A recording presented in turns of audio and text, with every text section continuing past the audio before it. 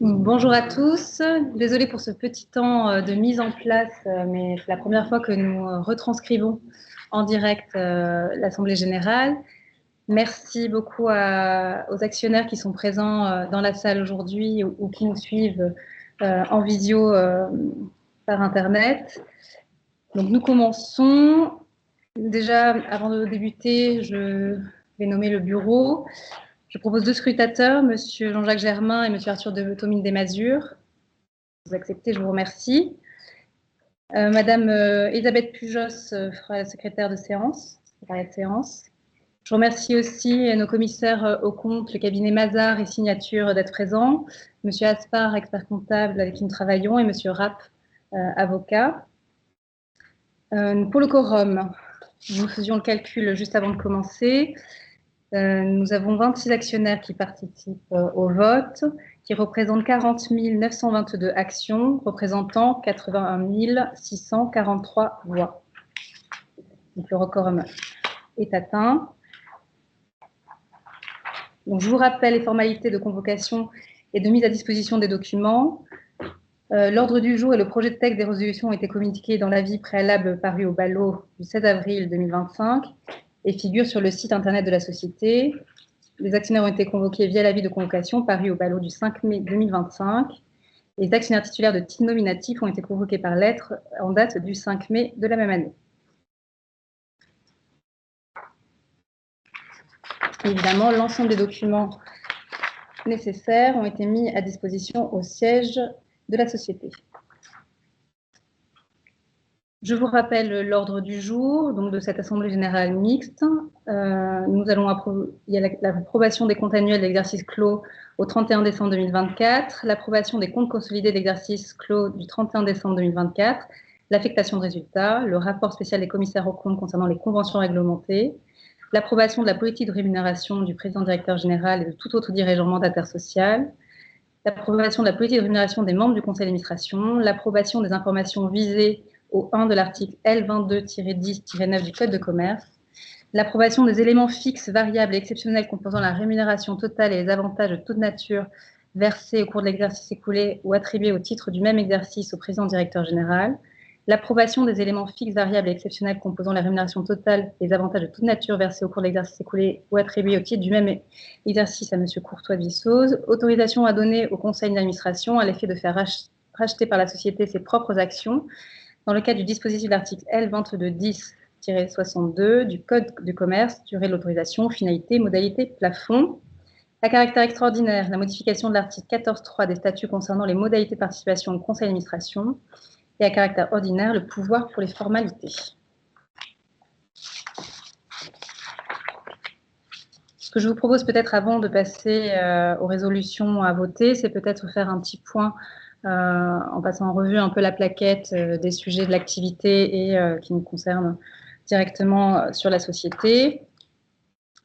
La lecture peut-être du message du président que vous pouvez relire sur la plaquette, donc je vais vous faire lecture. Le chiffre d'affaires consolidé de 2024 du groupe Courtois est de 945 000 € contre 1 409 000 en 2023.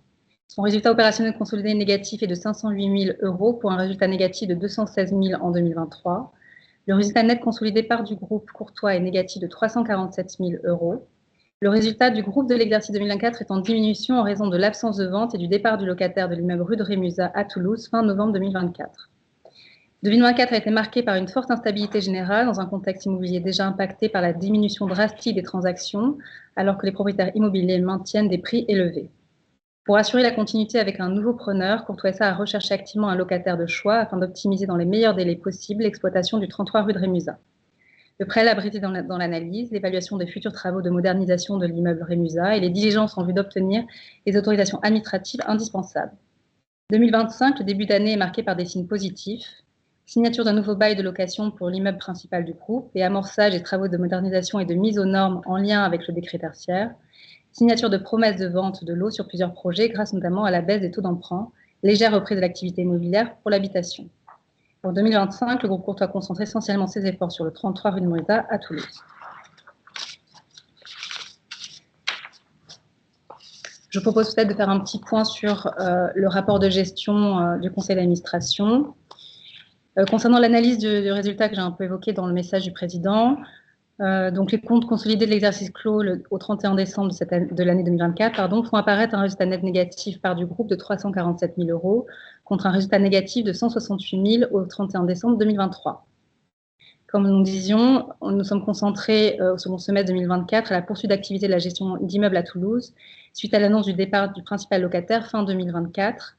Pour rappel, le chiffre d'affaires de cette location représente près de 78% du chiffre d'affaires consolidé en 2024. Le niveau de liquidité des groupes permet de faire face aux échéances à venir.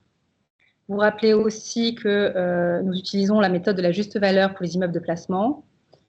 Au 31 décembre 2024, la juste valeur des immeubles de placement s'élevait à 10 130 000 €. La variation de la juste valeur impacte positivement le résultat net avant impôt d'un montant de 108 000 €. Sur l'évolution et prévisible et perspectives d'avenir, donc, depuis 2023, on voit le secteur d'activité de l'immobilier qui a enregistré ses plus bas niveaux d'activité pour plusieurs raisons: taux d'emprunt élevé, seuil des conditions d'octroi des emprunts par les banques revues à la hausse, arrêt des dispositifs fiscaux d'aide à la construction et un climat général dégradé. Nous avons fait plusieurs études pour des acquisitions dans le secteur de la rénovation. Nous n'avons pas donné suite pour plusieurs raisons, notamment en raison des prix élevés, des prix trop élevés ou de montants de travaux trop importants.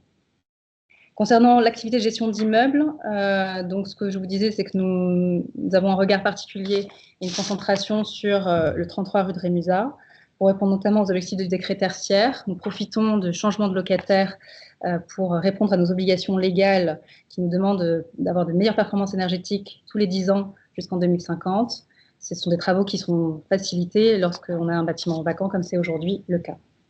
L'activité de gestion d'immeubles se fera fortement diminuer donc, par la non-facturation du loyer de la rue de Rémusat à Toulouse en 2025 et 2026. Et donc en 2025 et 2026 seront des années de transition en termes d'activité. Concernant la gestion du risque, alors je ne vais peut-être pas être exhaustive sur l'ensemble des risques. Vous pourrez retrouver un tableau, nous avons complété le rapport cette année par un tableau qui synthétise l'ensemble des risques. Vous pourrez retrouver par risque faible, modéré ou important. J'en vais en prendre quelques-uns qui me semblent intéressants. Sur les risques du marché immobilier. Le marché est en repli en attente de mesures de relance de la part des autorités. Le marché locatif est quant à lui en forte demande. Le groupe a donc réorienté une partie des lots destinés à la vente vers la location meublée dans l'attente de la reprise du marché. Sur le risque lié à l'insolvabilité des locataires, vous dire que nous avons un regard particulier et une vigilance avant toute signature de nouveaux bails et que le groupe étudie la structure financière de la société candidate et de la personne physique. Sur les risques financiers liés aux effets du changement climatique et aux réglementations environnementales, nous essayons d'anticiper les obligations réglementaires. Nous sommes vigilants dans l'entretien du patrimoine, les choix des investissements, notamment au regard des zones inondables, des performances énergétiques, des acquisitions envisagées. Sur le risque des gros travaux, c'est un sujet aujourd'hui avec les travaux importants que nous faisons rue de Rémusat. Donc le risque est considéré comme significatif pour cette année. Et donc, mais pour le minorer, nous faisons appel à des entreprises reconnues sur le marché et avec qui nous avons l'habitude de travailler. Sur le risque lié au contrôle majoritaire de la société, donc je ne serai pas plus longue après dans le rapport, mais vous pourrez trouver des détails, page 13. Donc juste je vous dire, parce qu'il y a eu des éléments qui ont évolué sur cette année 2024. Donc la société contrôlée par l'actionnaire majoritaire, la SAS Regia, les tiers du groupe, qui détient 53,55% du capital de Courtois SA, consolidée par la société civile Courtois et Fils, créée lors de la transmission patrimoniale courant 2024. Cette Courtois et Fils détient 66,38% de Regia. Et donc, pour plus de détails, vous pourrez le retrouver dans le rapport, page 13. Nous pouvons faire peut-être un point sur l'activité, sur l'activité de la rénovation d'immeubles. Concernant la foncière immobilière Courtois, le chiffre d'affaires consolidé s'élève à 34 000 € au 31 décembre 2024. Le montant net du stock s'élève à 4 314 000 € au 31 décembre 2024 contre la précédente année, 4 168 000 €. La variation du stock s'explique principalement par les coûts de commercialisation et l'aménagement d'un immeuble en centre de Toulouse. Concernant la SAS Courbevoie, 157 Timbaud, dont nous détenons 51%, c'est C'est un dossier de 14 lots d'habitation de rénovation de l'existant et de surélévation et d'extension pour une surface chable de 906 mètres carrés. Le montant du stock au 31 décembre 2024 est de 2 880 000 euros contre, à la même période en 2023, 2 413 000 euros. Le permis de construire et le permis de construire modificatif ont été acceptés et purgés de tout recours. Et les appels d'offres auprès des entreprises sont en cours et un référentiel a été réalisé. 6 promesses de vente ont été signées, représentant un montant de 3 142 000 euros, soit 36% du chiffre d'affaires total. 3 appartements n'ont plus de conditions suspensives relatives au financement. Sur l'activité de promotion immobilière, donc il y a une procédure qui est toujours en cours sur la SCCV Résidence du Lac. Les temps de justice sont assez longs. Sur la SCCV Onde Résidence des Carolles, l'avenant de la promesse de vente pour un montant de 571 000 euros hors taxe est arrivé à expiration et n'a pas été reconduit. Le permis d'aménager a donc été transféré à la SCCV Onde Résidence des Carolles pour mise à l'étude et envisager sa mise en œuvre. Sur l'activité de gestion d'immeubles, au 31 décembre 2024, tous les locaux sont loués, à l'exception d'un local à Vitrolles, qui est sous promesse de vente, et du 33 rue de Rémusat depuis le 29 novembre 2024, qui est en cours de relocation. Concernant le local à Vitrolles, donc ça concerne la SCI Rémusat, que nous détenons à 76%. Donc le permis a été accepté par la mairie après de longs échanges. Il y avait 2 recours sur ce permis qui ont été levés très récemment. Et maintenant, il faut lever les fouilles préventives. Donc, il y a une démolition nécessaire du bâtiment avant un désamiantage. Et après, l'INRAP fera les fouilles préventives pour pouvoir finaliser notre promesse. Concernant l'activité propre de la société Courtois SA, donc la société Courtois SA a réalisé un chiffre d'affaires de 963 000 euros, dont 790 000 euros de loyer et charges et 173 000 de prestations de services. Depuis le 1er juillet 2024, la société Courtois SA refacture des prestations administratives à l'ensemble des filiales du groupe qui lui sont refacturées par la société civile Courtois et Fils suite à la réorganisation patrimoniale. Après impôt, le résultat est négatif de 35 000 euros contre un résultat positif de 402 000 en 2023. Cette diminution résulte de l'augmentation des horaires et de la forte baisse des dividendes et intérêts versés par les filiales. À noter, vous faire part des événements importants intervenus depuis la clôture de l'exercice. Donc, un nouveau bail a été signé pour une durée de 12 ans ferme avec prise d'effet prévue le 1er juillet 2026 pour le bâtiment rue de Rémusat à Toulouse. Les travaux de rénovation et d'agrandissement sont en cours de réalisation. Nous prévoyons environ 18 mois de travaux. Il n'y aura pas de loyer perçu en 2025 et 2026 comme dit précédemment. Et le chiffre d'affaires prévisionnel pour une année de loyer en fonction de la surface réalisée sera d'environ 1 million d'euros, soit une progression d'environ 25%.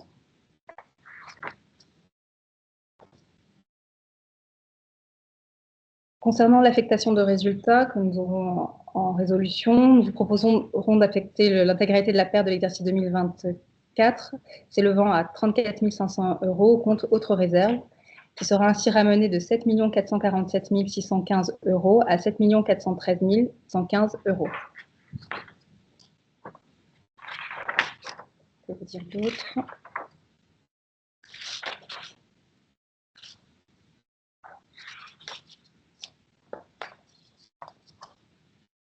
Concernant le rapport sur le gouvernement d'entreprise, vous trouverez dans la première partie de ce rapport la structure du capital de la société, le tableau récapitulatif des délégations en matière d'augmentation de capital. Je ne vais pas vous en faire une lecture exhaustive. Par contre, ce que vous pouvez voir et ce qui est nouveau dans le rapport, c'est que nous avons synthétisé dans un tableau les recommandations que nous suivons du Code Milden Next, sur lequel donc, vous pouvez avoir une lecture peut-être plus facilitée.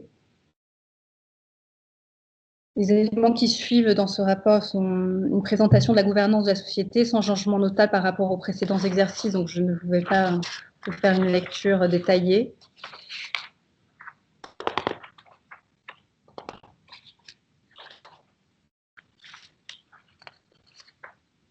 Concernant les conventions réglementées, certaines conventions sont sorties des conventions réglementées parce qu'elles ne remplissaient plus les critères de conventions réglementées.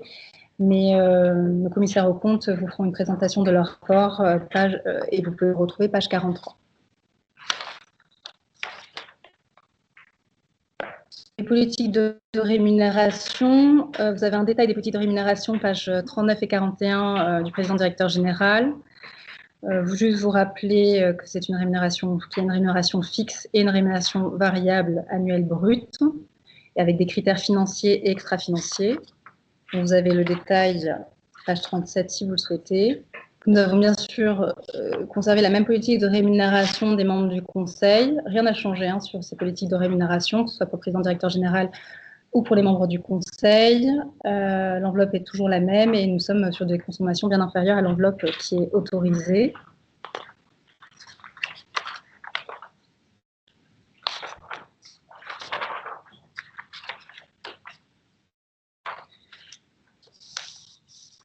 Ce qu'on peut peut-être regarder, c'est les comptes annuels consolidés au 31 décembre. Vous pouvez retrouver le tableau, page 51. Donc, nous voyons une variation des immeubles de placement due notamment à la variation de la juste valeur sur Rémusa pour un montant de 100 000 €, mais aussi aux travaux qui avaient débuté déjà avant la clôture de l'exercice 2024 pour 266 000 €, ce qui fait passer les immeubles de placement de 9 755 000 en 2023 à 10 130 000 en 2024. Concernant les évolutions de stock en cours, il y a une évolution due essentiellement aussi à l'opération Courbevoie. Et vous pouvez faire le pendant avec les dettes financières non courantes et les dettes financières courantes. Notamment, s'il y a une évolution du stock, nous avons une évolution aussi des comptes courants qui y sont liés. Donc, vous pouvez retrouver dans le passif une évolution de la dette financière non courante de 2 021 000 € en 2023 à 2 292 000 en 2024. Pour l'évolution de la dette financière courante, un passage de 1 882 000 en 2023 à 1 929 000, cela concerne essentiellement une petite opération sur Toulouse.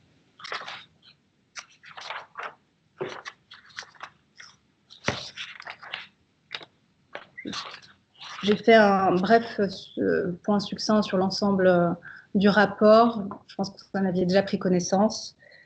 Je ne sais pas si on passe aux questions, d'abord aux résolutions. La présentation déjà des commissaires aux comptes. Je vais peut-être laisser la parole à nos commissaires aux comptes pour la présentation des rapports des comptes consolidés, comptes sociaux et le rapport spécial.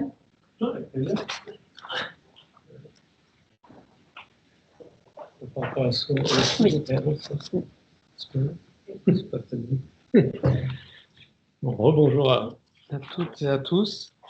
Donc moi, je vais commencer par les deux premiers rapports, que sont les rapports sur les comptes annuels et le rapport sur les comptes consolidés. La consoeur Laure Mulin se chargera du rapport spécial. Donc, si vous m'y permettez, comme à l'accoutumée, je ferai une lecture à la fois synthétique et néanmoins croisée des deux rapports sur les comptes annuels et sur les comptes consolidés, puisque c'est deux rapports qui se ressemblent, à différence près que l'un porte sur les comptes individuels, donc la société prise individuellement, et l'autre sur les comptes consolidés, donc c'est l'ensemble des sociétés, y compris la société mère, mais toutes les filiales qui sont consolidées. Donc dans les deux cas, on a émis une opinion sans réserve ni observation particulière. Voilà, donc on a certifié les comptes.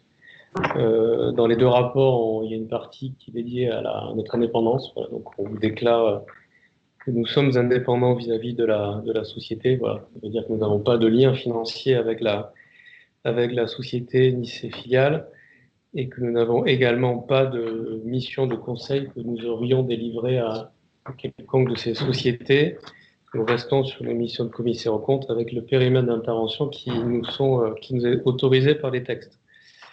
Ce qu'on retrouve également dans ce rapport, c'est une partie qui s'appelle les points clés d'audit. Voilà, donc c'est les points spécifiques sur lesquels on va accentuer nos travaux compte tenu de leur poids relatif dans les états financiers, ça peut que ce soit dans le bilan ou dans le compte de résultat, ou alors parce que ce sont des des éléments dans lesquels le jugement en fait prend une part importante. Voilà. Donc, de par nature, quand il y a du jugement, c'est des zones dites à risque, donc sur lesquelles on doit porter une attention particulière. Voilà.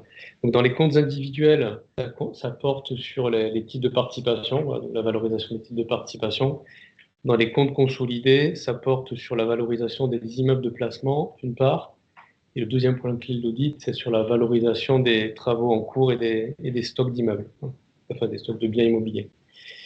Ça, c'est pour la partie point clé de l'audit. Et peut-être un dernier élément à évoquer dans ces rapports, c'est le fait que voilà, on valide l'ensemble de la documentation qui est mise à la disposition des actionnaires dans les délais légaux, 3 semaines avant la tenue de l'Assemblée générale. Donc notamment ce qui est rapport de gestion et rapport sur la gouvernance d'entreprise. Voilà, donc on a fait une lecture de toute cette documentation, un pointage de toutes les données chiffrées. Donc il n'y a pas d'éléments qui soient ressortis de ces travaux. Autrement, nous en aurions fait. Ce n'est pas le cas. Voilà pour une lecture synthétique des deux rapports à votre disposition s'il y avait des questions. Je vous remercie. Avec plaisir.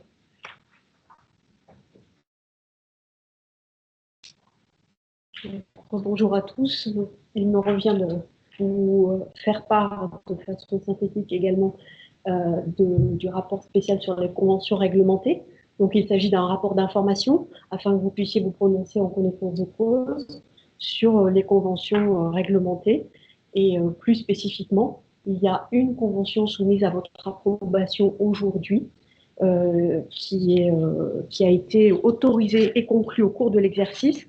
Il s'agit d'un avenant à une convention qui existait auparavant, une convention de trésorerie conclue avec la SAS Courbevoie 157 Pimbaud. Donc cet avenant n'a pas modifié le plafond d'apport en fonds de la part de Courtois SA, qui s'établit à 1 100 000 euros. Il a porté sur le plafonnement du taux qui était en vigueur, donc un plafond qui a été fixé à 4%. Et cet avenant prend effet à compter du 1er mars. Donc là, il s'agit de la seule convention qui est soumise à votre approbation. Sur le reste des conventions qui sont présentées pour votre information dans notre rapport spécial, il s'agit des conventions déjà approuvées par l'Assemblée générale. En synthèse, ce qu'il faut retenir, c'est que sur l'exercice 2024, se sont poursuivis sur le premier semestre des conventions qui étaient conclues entre donc une convention d'animation et de prestation de services entre la SAS Regia et les sociétés du groupe Courtois, donc Courtois SA et ses filiales. Et sur le deuxième semestre, donc convention qui s'est substituée à une convention entre d'une part Courtois et Fils, convention d'animation et de prestation bien sûr, entre Courtois et Fils et Courtois SA, et une autre convention entre Courtois SA et ses filiales. Nous avons également sur l'exercice un bail de sous-location qui, sur le premier semestre, était entre la SAS Regia et Courtois SA, qui s'est substitué entre Courtois et Fils et Courtois SA. Donc voilà, principalement en synthèse sur les conventions qui se sont poursuivies.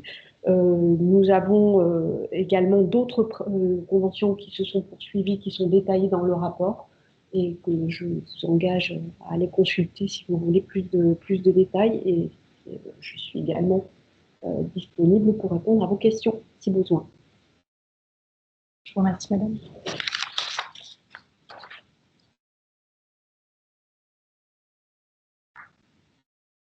Alors, nous n'avons pas eu de questions écrites posées sur cette année, mais je vous propose, si vous voulez, si vous en avez aujourd'hui en assemblée. Oui. C'est une question que vous pouvez traiter après, qu'on les traite là ou... Comme vous le souhaitez. En fait, oui, très bien, comme ce qui vous convient. Comment? Monsieur Espat? Oui. Sinon, ça donne un peu l'impression que... Oui, très bien. Bah, alors, traitons les maintenant. Une petite question de compréhension par rapport à l'immeuble de place, un immeuble qui est à la juste valeur. Oui. Vous avez dit qu'il était à la juste valeur à 10 millions quelque chose, et que par ailleurs, il y avait des travaux. Vous aviez déjà, si je comprends bien, par la validation de la juste valeur de l'immeuble de placement, il y a à la fois le calcul variable, je comprends, et par ailleurs déjà des travaux qui ont été mis. Est-ce que ce n'est pas la même chose, mais si on calcule la valeur de l'immeuble, pourquoi on ajoute beaucoup de travaux? Alors, ce n'est pas la même chose, mais peut-être que je vais laisser nos... C'est ce que je crois comprendre. L'évolution, c'est la somme des deux. Alors, sur les 100 000 € de plus, c'est la valorisation du terrain. Et les 226 de mémoire, 66, pardon, merci, c'est la valorisation de l'immeuble. Les deux distinctions. D'accord, quand vous donnez la valeur, c'est la valeur globale, y compris les travaux. Oui. Avec l'emploi. Non, c'est pas non. La valeur d'un côté et des travaux. Oui. J'ai une question sur le même immeuble. Quelle est l'enveloppe des travaux, l'ordre de grandeur de l'enveloppe des travaux? En gros, il y a 18 mois de travaux, c'est l'ordre de grandeur de l'enveloppe des travaux.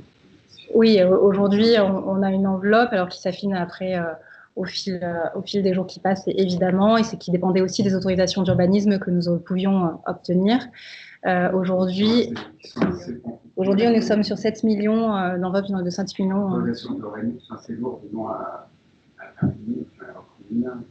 Alors que nous avons obtenu, pour une qui est en cours de purge, nous avons décidé de faire plusieurs autorisations d'urbanisme pour pas qu'elles soient liées les unes aux autres, afin de pouvoir commencer les travaux et qu'il n'y en ait pas une qui impacte une autre, puisqu'il y avait plusieurs sujets, rénovation, extension. On profite en fait de ce changement de locataire pour poursuivre plusieurs objectifs. Déjà, ce que je vous disais tout à l'heure, décret tertiaire, puisqu'en fait notre bâtiment fait plus de 1000 m², donc on est soumis aux obligations de décret tertiaire, avec des objectifs de performance énergétique, d'amélioration tous les 10 ans jusqu'à 2050. L'autre objectif, c'était de le rendre accessible. On avait un sujet d'accessibilité sur l'ensemble de ce bâtiment qui n'était pas forcément rempli. Donc on en profite. Il y avait un autre objectif qui était aussi le remettre un peu au goût du jour et au niveau esthétique, parce qu'il y avait une sorte de patchwork de clim, qui avait été fait vraiment au fil du temps. C'est un bel immeuble, mais il y avait des questions d'accessibilité là aussi, de beaucoup de marches qu'il fallait remettre du coup à plat pour pouvoir du coup répondre aux obligations et revaloriser. Et l'autre objectif encore était celui d'essayer de densifier au maximum le bâtiment pour bien sûr améliorer sa rentabilité à terme. Donc c'est les objectifs que nous poursuivons, et pour éviter que à la fois la rénovation de nos demandes d'autorisation de rénovation soit impactée par notre demande de PC de densification, nous avons fait des documents, des demandes d'autorisation indépendantes pour pas qu'il y en ait un qui impacte l'autre en fonction des recours potentiels, des noms d'autorisation, des délais des échanges avec les services instructeurs. Donc je ne sais plus si j'ai répondu à votre question. Il y a un seul preneur. Il y a un seul preneur. Quand vous dites que donc, je comprends qu'il arrive en juillet 26, c'est ça, il fait les loyers en 27, c'est ça, que je crois comprendre. Exactement. Et est-ce qu'il y a des gars à tous les concours qui voient, il y a un risque que ça puisse être décalé, ou est-ce qu'il rentrera de manière partielle? Est-ce que c'est une occupation qui peut se faire? Non, il ne rentrera pas de manière partielle. Mais aujourd'hui, nous avons levé une partie des risques. Le risque qui est là, c'est celui que je vous disais, que je vous faisais la lecture, mais qui n'était peut-être pas explicite parce que j'étais assez scolaire à la lecture du rapport, c'est celui des travaux. Aujourd'hui, le risque principal, c'est celui des travaux. Nous avons passé le risque de désamiantage, dans le sens où ça peut être un temps qui soit plus long, puisque il nous reste peut-être un ou deux petits sujets, mais c'est vraiment à la marge. Le risque des recours, c'est en cours de purge, donc ça vient bientôt terminer la purge du PC, qui est l'extension, une partie de l'extension centrale du bâtiment. Nous avons fait des réunions de présentation au voisinage. Après, voilà, nous sommes encore en cours de purge du recours administratif. Auquel on est confronté, c'est que la décision administrative par rapport à ce qui a été décidé, non, une évolution sur d'année en année. Aujourd'hui, nous avons eu un bon travail avec les services instructeurs et on espérait pouvoir densifier un petit peu plus, et on a dû revoir une partie de la densification à la baisse, mais ça fait partie des projets et des échanges qu'on peut avoir. Est-ce que le nom du preneur est confidentiel? Non, il a été annoncé, c'est in situ, le groupe in situ. C'est un groupe qui fait des bureaux. Non, pas du coworking. Non, c'est assez différent. C'est encore différent. C'est un concept d'hôtellerie, de bureau. Ils ne louent pas, ils font des prestations. C'est-à-dire que un peu comme vous allez à l'hôtel, là vous allez vous payez la prestation de votre bureau pour plusieurs mois, plusieurs années. On a vu. Oui. Sur l'état d'avancement des ventes. Alors, il n'est pas allé aussi vite qu'on l'espérait. Il y a eu même un fort ralentissement. Nous avons vendu un lot sur les 8. C'est une petite opération. Ça a été une belle rénovation très qualitative.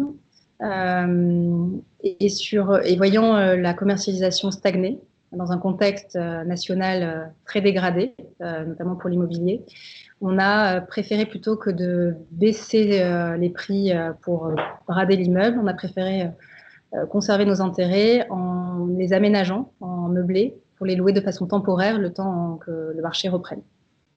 Donc aujourd'hui, on a 7 appartements qui sont occupés, loués, pour un loyer annuel sur une année pleine des 7 autour de 70 000 euros, et un appartement qui est vendu. Et loué, et vous les remettrez à la vente lors du départ des propriétaires.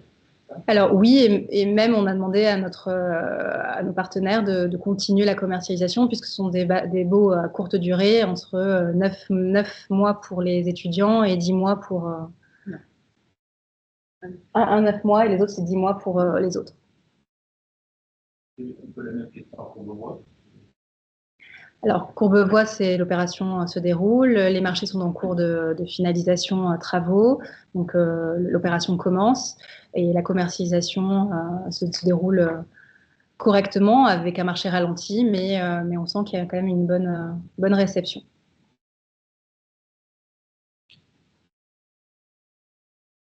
J'ai répondu à vos questions. Je vous remercie, monsieur. Est-ce qu'il y a d'autres questions ? Sans autres questions, je vous propose de passer au vote des résolutions. Donc, concernant la première résolution, l'approbation des comptes annuels d'exercice clos le 31 décembre 2024. Donc, je vous rappelle que suite à la présentation, donc le compte annuel arrêté à cette date se solde par une perte de 34 500 euros. Je vous propose de procéder au vote. Contre, abstention. Évidemment, les votes par correspondance. En compte. Sur la deuxième résolution, approbation des comptes consolidés de l'exercice clos le 31 décembre 2024. Donc là aussi, je vous rappelle qu'il y a une perte part du groupe de 347 214 euros. Je vous propose de procéder au vote. Contre, abstention. Je vous remercie.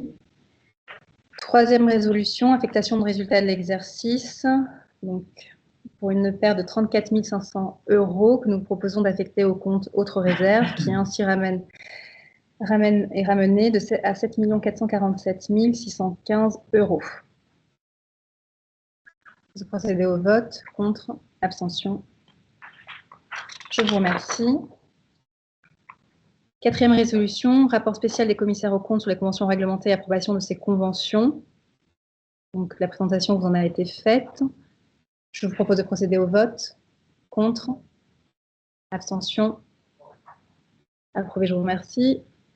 Cinquième résolution, approbation de la politique de rémunération du président directeur général et ou de tout autre dirigeant mandataire. Donc, je vous en ai fait une lecture succincte, mais rappelez les pages sur lesquelles vous puissiez retrouver l'ensemble des éléments. Je vous propose de procéder au vote. Contre, abstention. Je vous remercie. Sixième résolution, approbation de la politique de rémunération des membres du conseil d'administration. Je vous propose de procéder au vote. Contre, abstention. Je vous remercie.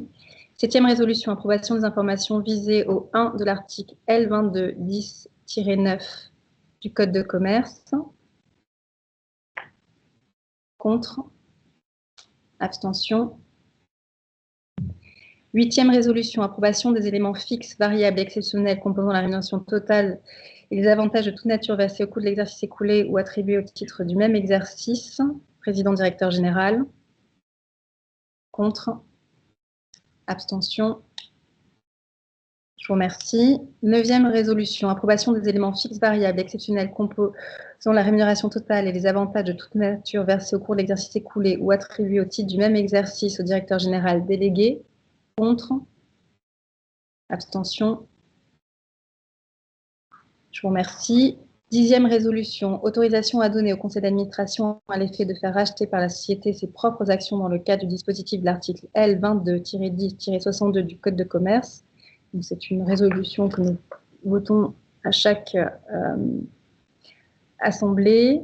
Pour un prix maximum d'achat est fixé à 150 € par action et pour un montant maximal d'opération fixé à 1 091 700 €. Oui. On le vote à chaque fois pour avoir la possibilité de le faire. Aujourd'hui, j'en étais pas une perspective. Je vous propose de procéder au vote. Contre. Abstention. Je vous remercie. 11e résolution à caractère extraordinaire, modification de l'article 14.3 des statuts concernant les modalités de participation au conseil d'administration.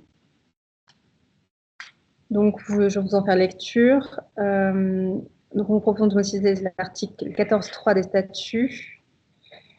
Au regard des dispositions de l'article L225-37 et de l'article L22-10-3-1 du Code de commerce, tel que modifié par la loi 2024-537, en vue d'harmoniser la terminologie avec la loi concernant les participations par un moyen de télécommunication visé au 3e alinéa de l'article 14.3 de statut, en vue de mettre en conformité les dispositions relatives à la consultation écrite prévues au 4e alinéa du même article, au lieu de prévoir la faculté par les administrateurs de voter par correspondance, c'est en conséquence d'insérer une 5e alinéa après la 4e alinéa de l'article 14.3 des statuts. De modifier en conséquence et comme suit le 3e et 4e alinéa de l'article 14.3 des statuts. Donc c'est pour notamment les modes de communication et de réunion. Je ne vais pas vous faire la lecture détaillée entre l'ancienne et la nouvelle version. Vous pouvez le retrouver à la fin du rapport. Je vous propose de procéder au vote. Contre. Abstention. Je vous remercie. 12e résolution, donc, qui sont pour le pouvoir pour les formalités. Contre. Abstention. Je vous remercie. S'il n'y a pas d'autres questions, je vous propose de lever notre assemblée générale et de pouvoir prendre un verre pour les actionnaires qui sont présents. Je vous remercie.